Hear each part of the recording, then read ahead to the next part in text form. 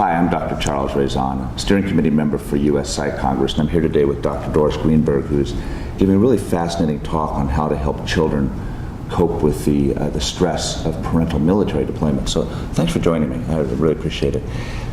Are there red flags to help sort of get a sense of children that might be at especially great risk in terms of developing psychological problems as a result of parental military deployment? I think there are, and there are children at risk, especially who have had a history of behavioral health concerns. Also, your medically challenged children, cognitively challenged because they don't understand what's really happening. Children who have underlying risk factors like they've been exposed to abuse or neglect before.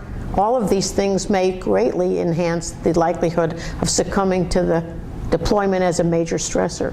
So it's really as if, people that are already struggling are much more vulnerable to then the stress of military deployment. So you can look at where somebody is before it starts and get a sense of where they're likely to head in terms of developing difficulties. Yes, we know people who can go through unbelievable stress and bounce back.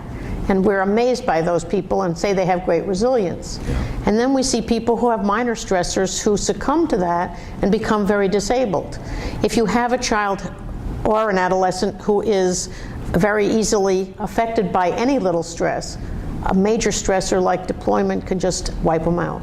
It's interesting. We've done a lot of research looking at how the brain and body respond not to psychological stress but to immunologic stress. There's medicines that people sometimes have to take that activate inflammation chronically, and we see exactly the same pattern. The biggest predictor of people developing trouble, say, with a medicine like interferon alpha, which has this sort of very powerful inflammatory effect, is a history of being vulnerable before they start. It's exactly that same pattern of pre-existing vulnerabilities, and including pre-existing, early life abuse and trauma, really prime people, it seems like, to struggle with either psychological stress or, in this case, immunologic stress.